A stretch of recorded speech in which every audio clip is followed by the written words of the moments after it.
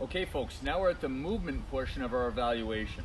We have 4 main movements that we're going to put our clients through. This is going to give us a lot of information again about what muscles are mobile, what muscles need a little bit of strengthening, and this is where we are going to start creating our resistance training programs and flexibility training programs. The first thing we're going to have Rod do is a bilateral squat. He's going to go down and squat as deep as he can on 2 feet. If your clients have enough mobility, they can put their hands up over their head and they can squat down this way. Rod's got a frozen shoulder injury, so he's just going to bring his hands to the front and squat down 10 times as deep as he can go.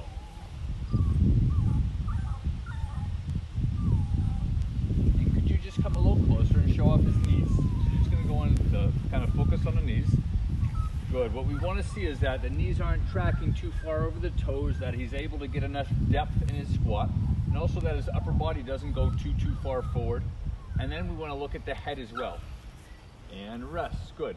Now what we're going to do is look from the front. So cameraman, if you come right around to the front, we want to see that front angle. Yep, all the way around. Perfect. Okay, next couple squats. Come on down. And what we're looking for here is to see if his knees are going together, if they're going out. That's the main thing we're looking for from that front angle, is the knees and the ankles. From the side, we can tell the back, and we can tell the forward or back movement of the knee. And rest. Fantastic. Okay, so now from the front and the side, we'll start with the front. We're going to do a single leg squat. So some people, Rod's had bilateral knee surgeries. We may not want him to just go ahead and do a single leg squat. So the first thing we'll do, let's just test his balance, see if he can stand up on one leg. Just balance first. Just stand right up and balance. Hold there. And if he has adequate balance, which we haven't seen just yet, let's give it another try. Well, it's got a very uneven surface. That's right. Too. Just pick a different spot. Why don't you go move your foot around a different spot? Yep. So what Rod's comment was that the ground isn't quite even. But again, life doesn't happen quite evenly, so this is something that it's okay to do outdoors if you didn't have a completely flat surface. And let's try a little squat. And back up, and one more. And then we'll try the other leg.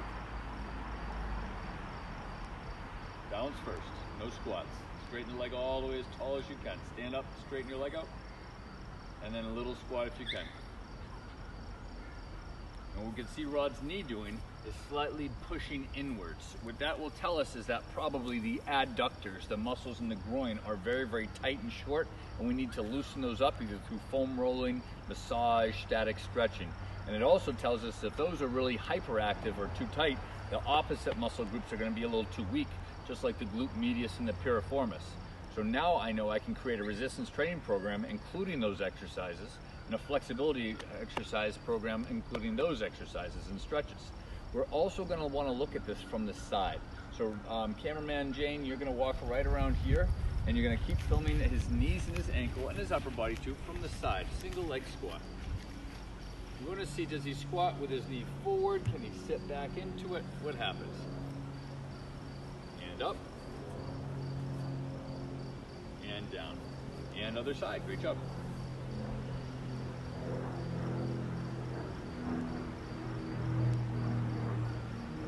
And squat. And rest there. Great.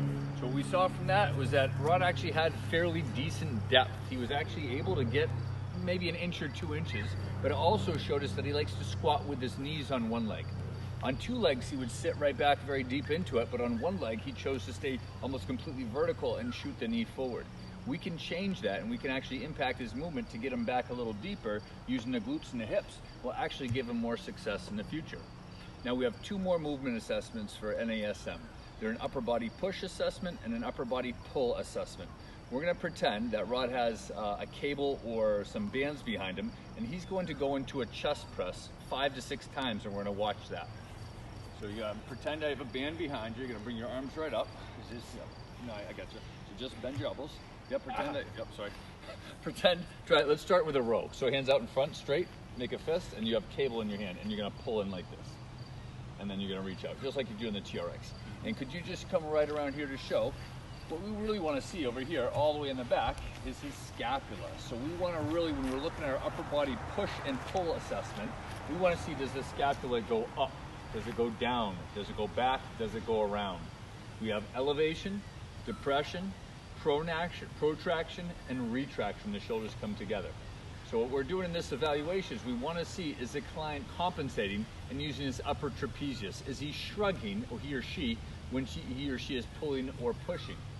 Or we also can see, if you can show the camera back here, get a nice little close-up in here, we can see the shirt. When we really pull in, hold there, we can get the shoulder blades almost touching, but we know we can do more with that. So with our resistance training exercises, we're going to do more pulling than pushing for Rodney, because he's having a tough time getting those shoulders all the way back.